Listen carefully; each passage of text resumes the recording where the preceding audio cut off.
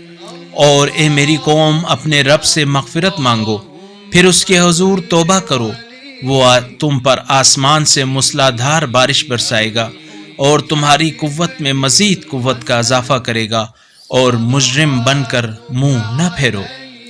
کہنے لگے اے ہود، تم ہمارے سامنے کوئی شہادت نہیں لائے، اور ہم تمہاری بات پر اپنے معبودوں کو نہیں چھوڑ سکتے، اور نہ ہی ہم تجھ پر ایمان لا سکتے ہیں، کیونکہ ہم تو یہ کہتے ہیں تجھے ہمارے معبودوں میں سے کسی نے آسیب پہنچایا ہے۔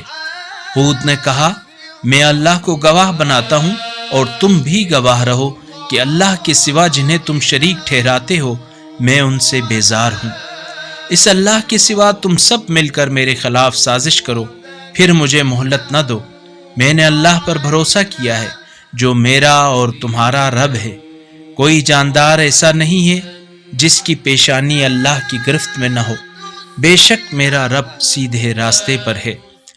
اگر آج کی قرآنی کلپ نے آپ کے دل کو چھوا ہے تو سبسکرائب کر لیجئے اور بیل آئیکن دبائیں۔ اللہ نور السماوات والارض، اللہ آسمانوں اور زمین کا نور ہے۔